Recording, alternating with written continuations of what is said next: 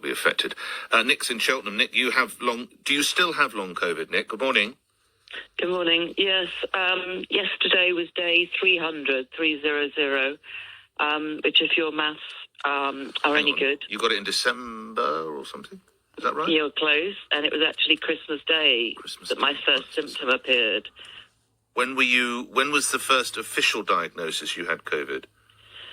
That didn't happen officially until June, because obviously I'd had it so early that the antibodies that are created, you get the IgG and the IgM antibodies, some of them don't stay in your system long enough, which is why I had a lot of false negatives.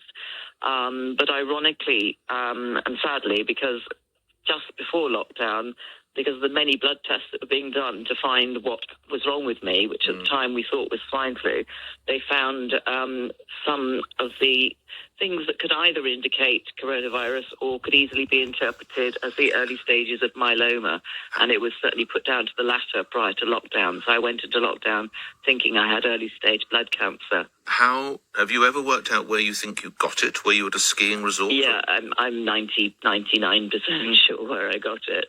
I was at London Gatwick Airport on the 22nd of December when 7 plane flights came in from Wuhan that day.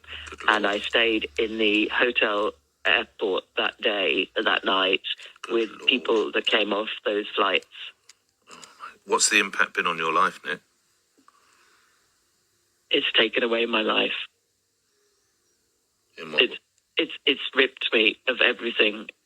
I used to be a really self-confident, independent, successful person. And the one thing that I hate most is my dependency on everybody, for everything, for food, for mobility, for getting a prescription. You're not able to... For being able to think, my cognitive ability, the words that I want to get and pull out of my head, the way that this neurologically affects you, and therefore people talk about losing their smell or their taste, both of which I've lost. But I've sat there on my birthday in February with my ears bleeding and my gums bleeding and my blood pressure higher than, the people in the old people's home down the road from me. And I wasn't believed because prior to Wuhan in mid-March, and I live in Cheltenham next to where the races were, nobody did believe. And my father and my brother rejected me. All my friends got ill at the time. And I live alone, and I have done for the last 9 months, and I will do for Christmas Day, New Year's Eve, and God knows how long that I survive going forward because I'm always in and out of hospital. Can you even remember how many times you've been hospitalised, Nick? Not with my brain as it is now. No. But it's a few. Is there? I'm lucky to be here. Indeed. Do you have good days? Yes, and they tease you. It's almost bad that you do have good days. You get a run of good days, and it teases you. This virus, I described it to somebody as a woman that's cheated on you with your husband. It's manipulative, and it teases you, and it makes you think everything's getting better, and just when you think you're out of it, it goes bang, just like the word that I heard on the premiere of that film, the bang word of everything. You don't just gently fall into a remission. You go bang, as though you're almost starting the whole horrible process all over again. When were you last able to work? December of last year?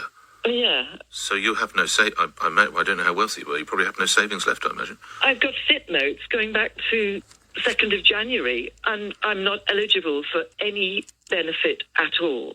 I can hardly walk. I can't pick up a coffee cup without smashing. I can't do a bra strap up. I can't brush my teeth. And yet I'm not eligible for anything. I used to work in the city in investment banking and finance for 30 years. I ran 3 companies of my own. I've never been able to have children, but I've given money to charity and supported my own father and my brother and paid every tax and done every self-assessment. And Rishi has given me not a penny. And I'm selling my house because of it. Nick, thanks for your time. I just hope there can be a turn in your fortunes. That's probably one of the most devastating conversations I've heard about the effects of long COVID following on. Be well. I hope today is one of the better days from the release of that video. You listen to LBC 2 minutes after 9. News is next.